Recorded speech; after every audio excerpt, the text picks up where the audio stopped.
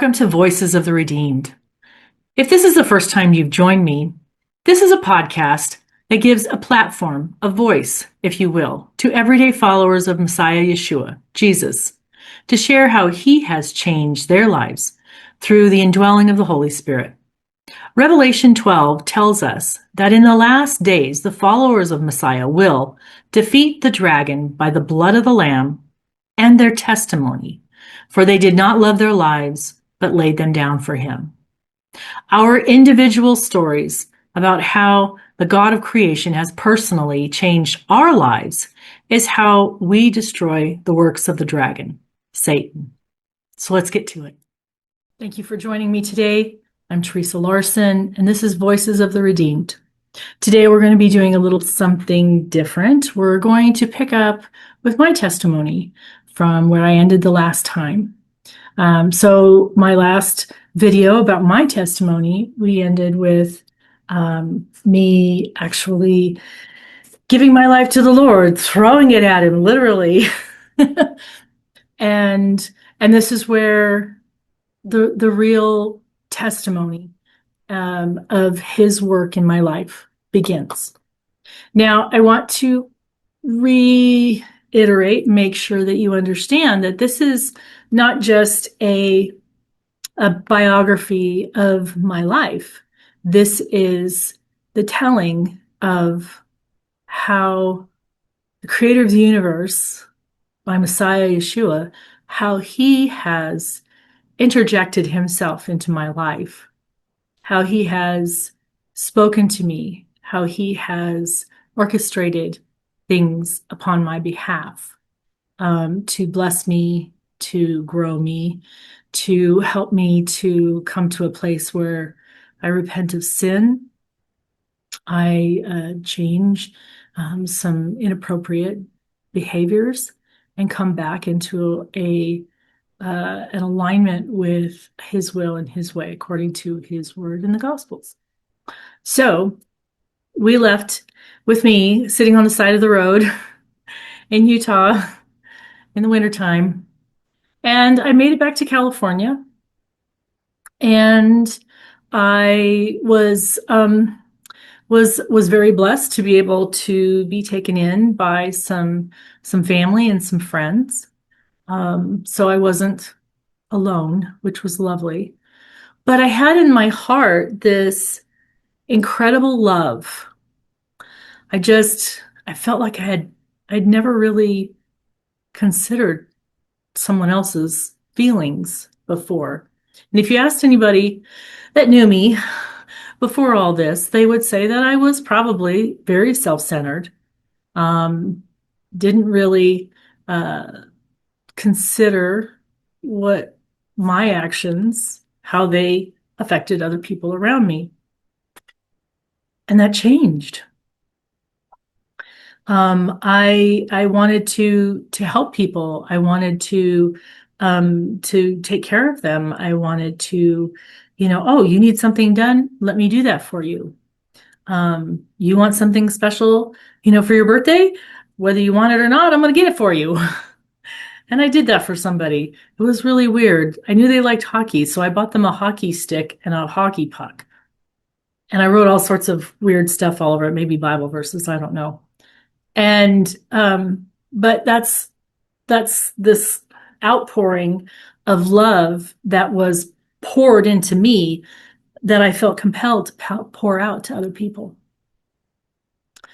So I was in contact with a previous boyfriend, and I heard that he and his brother were going to this church. And I thought, well, I'll start going to this church. I needed to find a church anyway. And I never actually saw them there at that church. I think he probably thought, oh, shoot. I told her I was going to this church. Now she's going to want to go. So they never went to the church after that. But I did. And it was a pretty good, large, non-denominational Christian church.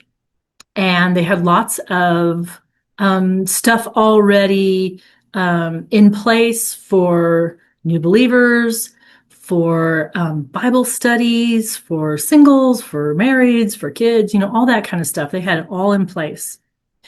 And the first thing I did was I was a part of a new believers class. And so it helped me to understand the Bible, understand the Holy Spirit, understand discipleship in the church, and all those different things that I needed to know and learn about my faith. And so one of the, how would you say, opportunities or times where the Holy Spirit kind of jerked me out of my seat was a situation where I had met a guy and didn't really know him really well, but I didn't really have any friends, like a whole lot of friends. And it was, I met him around Christmas and New Year's Eve. He said he was having a party at his house. And I went, and it was just him and his buddy and his girlfriend. And I was like, oh, is it just the four of us? Well, we got something to drink, and then they finished their drink, and then they left, and it was just the two of us. And my previous kind of alluded to this in my other video. My boundaries with men were not very solid. I did not enforce boundaries with men. And so, one thing led to another. And I remember he was laying down. I was sitting across his lap, and I'm looking down at him. And I was thinking, it was like the light went on, and I'm like, what am I doing? It was crazy. It was like in those movies where, somebody gets caught or something, and they're running out the door and down the stairs and whatever, throwing clothes on and, putting their shoes on as they jump along. And that's exactly what happened to me. I was like, what am I doing?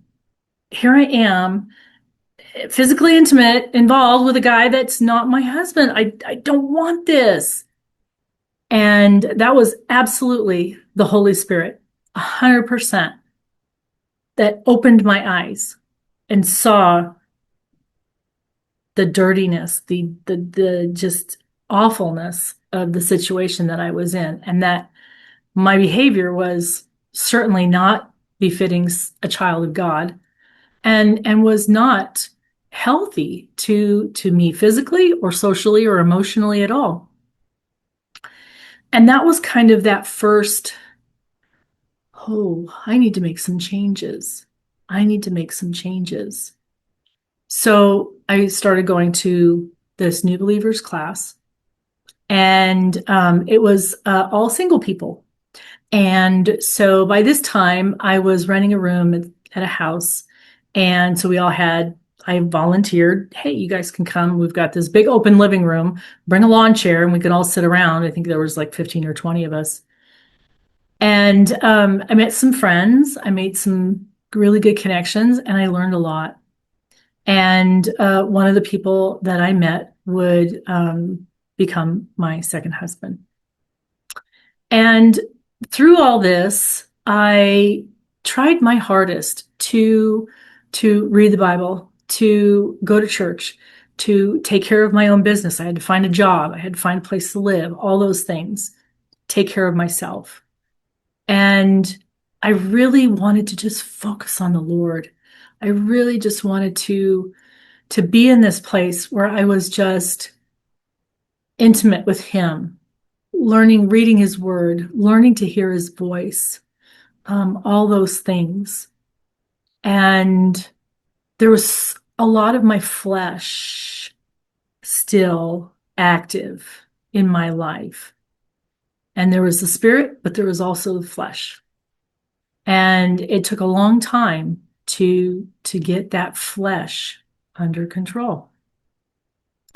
Another time where God kind of interjected into my life was a situation where this man who would become my husband, I was living with him, And we were fooling ourselves thinking that we had another gentleman living with us who was our accountability partner, but he was not very mature in his faith either.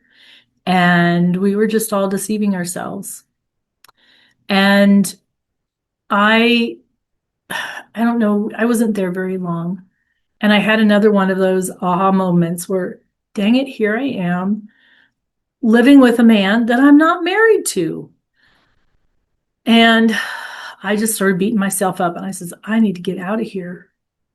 And I, I'm a very practical person though. So I decided one day that I think it was a Saturday that I was going to wash all my laundry, make sure I had all my clothes clean, and I was going to pack up with my dog and my stuff and just leave and just drive away, go somewhere else and find someplace else to live. I was making money then, so I had some resources. But we were on the second floor, and the laundry room was down in the car parking area in the basement below the apartment building. So I had to go down, up and down these two floors. Now, there was this woman, Mary, who lived right below us. And we met her because we had dogs and we had three adults in this tiny little apartment. We thought, oh my gosh, we must sound like a herd of dirty turtles to her down below. And we took a plant to her and we apologized and we tried to make nice. And she was just a lovely, lovely, godly woman. And so this day, this woman, Mary, she had some friends in town. These ladies were missionaries and apostles in their faith, and they wanted to talk to me and the man I was living with. And so I was like, no, I got to get my laundry done. I got to get my laundry done. And I had to go past her apartment every time. And finally, he said, she wants you to come in. Please, just come in. And I said, fine, whatever. And so I went in, and it was, I don't know how to explain it, but these ladies said, okay, now you guys need to sit down. We need to talk to you. And we were like, well, this is weird. They didn't know us. They sat us down, and the first thing she did was she looked at me and she said, what you're doing is right, but you're doing it in the wrong way. And I'm like, what do you know what I'm doing? And the guy was like, what are you doing? And I told him, I I was I was not happy. I was sinning and I needed to get out, and I was just going to do my laundry and leave. And I was kind of like, how did she know that? And then another lady said, oh, and Teresa, you need to get rid of them cards. And I was like, okay, now she had my attention. And he was like, what cards? And I had from way back, still in my boxes of stuff, some tarot cards. And that was part of, I hadn't really done a thorough cleaning, purging of all the worldly and evil satanic stuff that I had with me. So that caught my attention. So they were like, this is what you're going to do. They gave us this whole skinny. You're going to fast and pray for 30 days. And here's some verses to meditate upon. And yes, Teresa, you are to move out. But you and his name was Matt. You and Matt are not to change your relationship, break up, get married, anything. Just stop having sex, stop living together, and do these things for 30 days. So we went back up to the apartment. We were just like mind blown. We were like, grabbed my Bible, started going through Acts and Paul about, testimonies and words of knowledge and all this kind of stuff. And so we're like, okay. So we acted upon it in obedience, and I moved out. And then 9 months later, or a few months later, we got married. And, it was okay. It was okay. I had told myself that, that time period was for me to, be able to trust him, or, and stuff like that. And, um, yeah, it was just one of those things that happened. But, this whole time, going to this church, I was in a women's Bible study. I really learned about discipleship. I really learned about the importance of sharing our testimony. I was baptized, and but I was still messing up. I was still kind of struggling. I was still stumbling. So the next time that the Father really kind of got a hold of me was after my son was born. My daughter and our second child, my son, was born. And my husband came to me and he said, I'm done having kids. He had had two children previously with another woman in another marriage, and he had a daughter and he had a son in our marriage, and he didn't want any more. And I was like, I'm not getting any younger, and I really love having kids. I was pregnant really well. I gave birth easy. I was able to breastfeed my kids for a long time, year, and I wanted more children. And he was like, no. I had a hard several conversations with the Father about this. Um, because I wanted to be in alignment, in appropriate biblical alignment with God, my husband, me, my kids, all that stuff. And after praying about it and reading the word, I came to the conclusion that I didn't want dissension in my home. So I was going to submit to my husband's choice not to have any more children. And I would just be blessed with my son and my daughter, and just be satisfied with that. So I told my husband, and I said, but you need to go snip snip. I'm not going to go have surgery. So I was obedient, and the Father blessed me. And a few months later, I was pregnant with our youngest daughter, Erica. And I believe that because of my obedience to the biblical headship, to my husband, that Father blessed me. And that's just one of those, really big kind of situations where the Father has made himself real and present in my life. The other was kind of a off, not as you act, I act on your behalf kind of a situation. And it was, we were going to a church. The church was pastored by, I call him a completed Jew.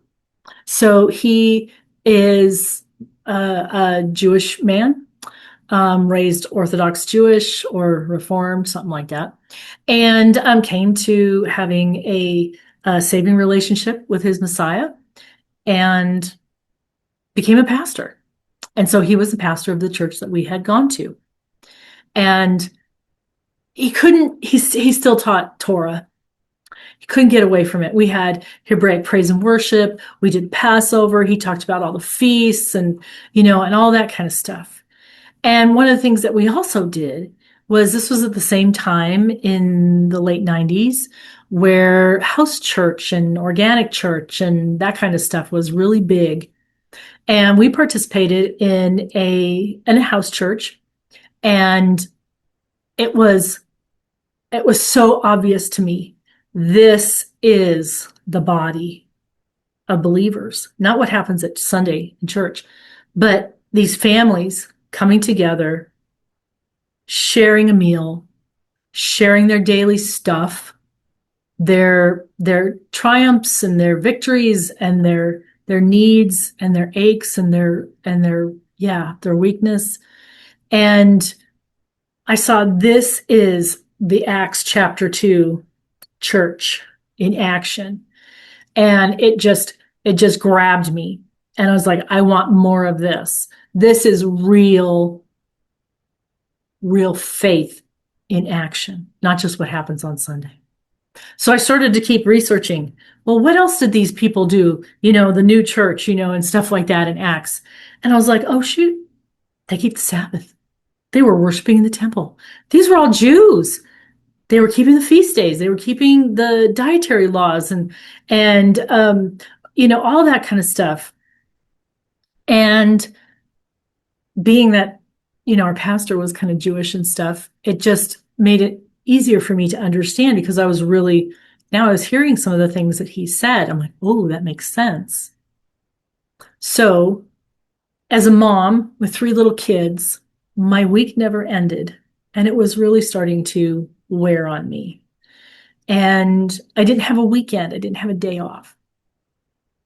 And I decided I'm going to start keeping the Sabbath. And so Fridays, I would cook for 2 days. I would clean the house. I would make sure all the laundry was done. The kids were bathed. Everything was ready to go for 2 days, for Friday and Saturday. And, I started, having a nicer meal on Friday night, candles, a little wine.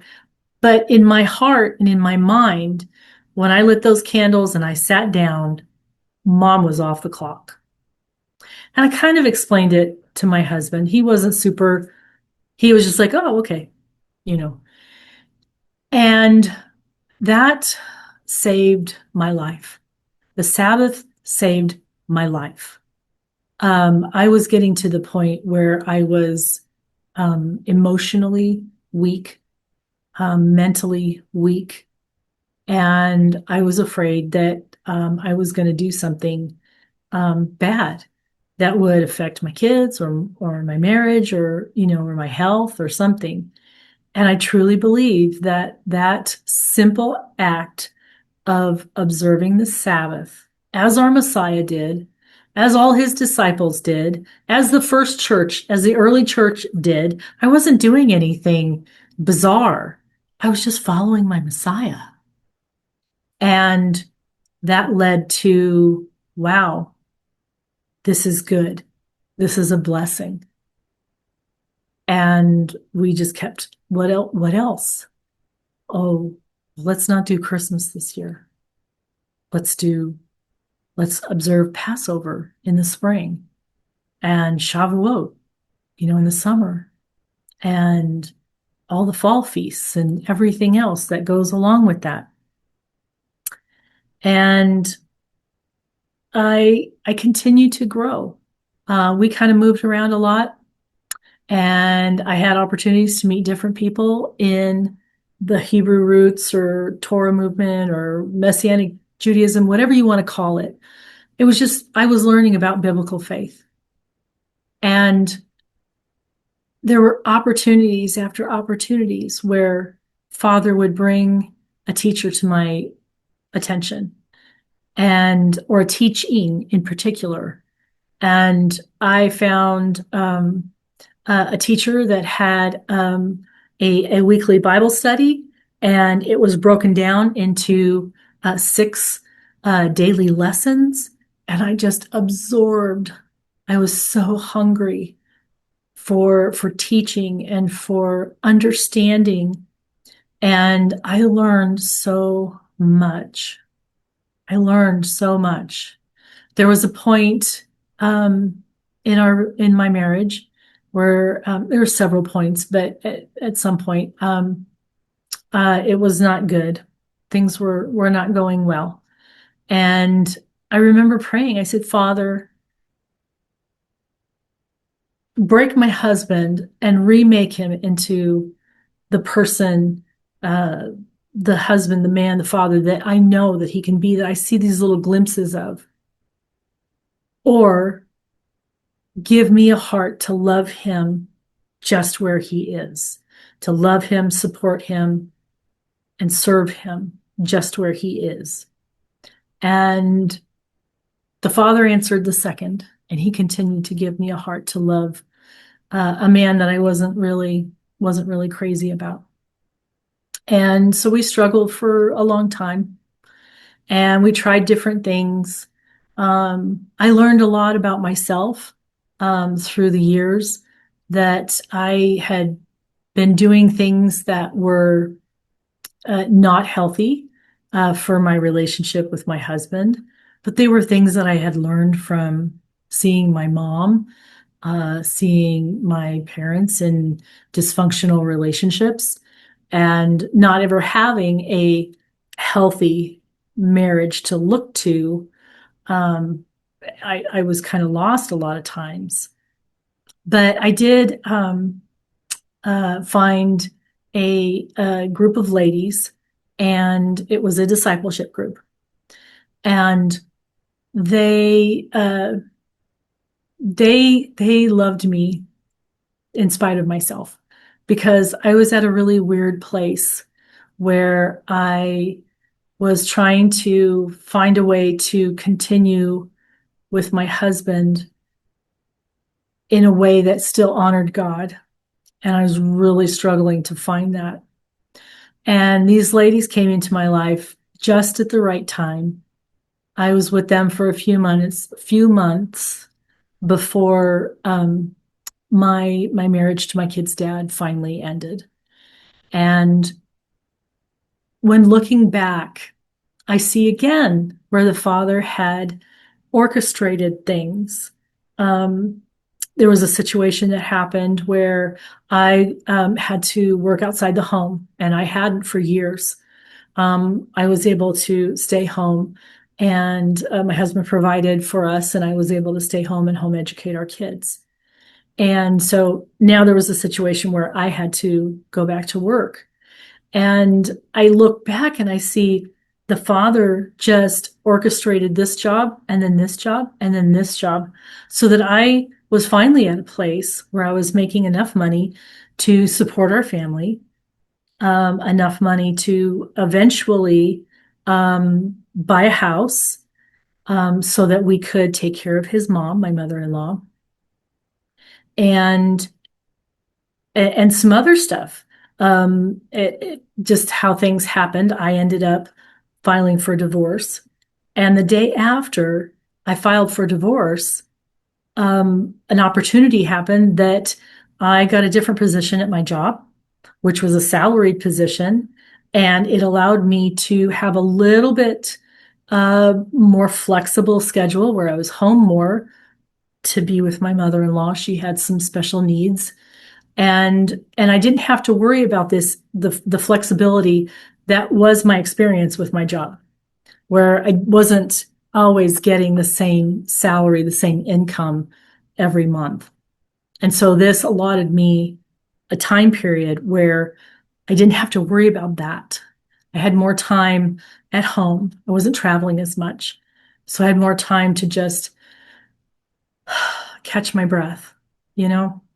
And all this time, these lovely ladies were helping me, guiding me, discipling me.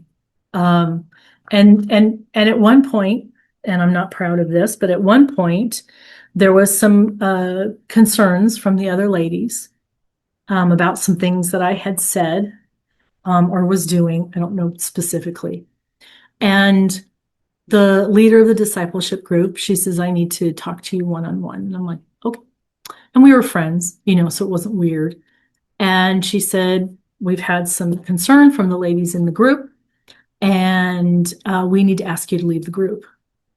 And I was like, I was mortified. I was mortified. And she says, but there's two options for you. I'm like, okay. She goes, you can just leave, or you and I can start doing one-on-one discipleship. And I was like, yes, yes, please. I knew that I needed help. I knew that there was still so much about me that was worldly, that wasn't, my mind wasn't aligned with Messiah fully yet. And she and I started working together, and it was tough. She told me the good, the bad, and the ugly, and but then held me accountable and helped me to learn how to live a life that was honoring to Messiah as a single woman. And for a long time, we met every week. We would talk for a couple of hours. And I would be very honest and share, what I had done. And I don't know why I did that. And she would offer insight and give me different challenges. And that went on for several months. And it was exactly what I needed. It was, she was definitely a gift from God to help me to grow. I found myself in a situation where I was without a covering. I didn't have a husband. So God was my husband. He had been my husband for many years towards the end of my relationship with my ex. I leaned on God for comfort, for direction, for guidance, for all those things. And and now I had this question in front of me. How will you worship me now? How will you live for me now? And I had to re-examine. There were a lot of things over the years that, I thought I should be doing, but I didn't, because of one reason or another. And I was finally like, okay, am I going to be a person that does this or does that? Am I going to do these things or those things? And it was refreshing. It was scary. And fortunately, I had her and her husband to kind of hold my hand a little bit and help me to make some choices and some decisions. And ultimately, um, when I met my current husband, Gordon, they were there to help me to make sure I was making a healthy, balanced, not emotionally like I need somebody, I'm afraid of being alone anymore. I make a good choice. And, even so much that when he came up here from Austin to visit me, she came ahead to be with us, to protect our purity of our relationship, because that was very important to us. We both had done things wrong and we didn't want to do them wrong this time. And I truly believe that because of my obedience of following my Messiah, following his word, following the example of this godly woman that he had brought into my life. And I actually had gotten to the point before I even met Gordon, I had gotten to the point where I was like, Father, I'm satisfied with you being my heavenly bridegroom. If you bring me a physical husband in this time domain, I'm good with that too. But your will be done. Your will be done. And being at that place where I was fully surrendered and was happy, I was happy. That is, I believe, what led me to being prepared, being ready. And Gordon went through all that too himself, not exactly, but to prepare for the two of us coming together. We were both in a fully surrendered situation in our hearts and with our Creator. So all of that to say, It wasn't all wine and roses. These years, um, 30 years that I've been walking with the Father, it hasn't always been perfect. I still had issues. I still lost jobs. I still, had issues with friends and with family and with my kids and obviously my husband. But every step of the way, he was there with me to direct, to guide, to love, to listen when I repented, to forgive, to restore me to relationship. And that's the most important part. I think some people think that, oh, I gave my life to the Lord, but my life is still kind of yucky. Well, yeah, he doesn't say that when you come into relationship with him, that our lives become wonderful. He tells us very plainly to expect hard times, to expect persecution, to expect death. And I think it takes a very strong faith to be able to say, yes, Father, I will do your will no matter what happens. Because my Messiah did his Father's will, and it took him to the cross and a very gruesome death on the cross. I want to thank you so much for walking with me through my journey. I hope it has blessed you. I This has been a desire of my heart to have a platform to not only share my testimony, but to give other people the opportunities to share their stories of how the creator of the universe has stepped into this time domain and changed their lives. So I thank you very much for being with me.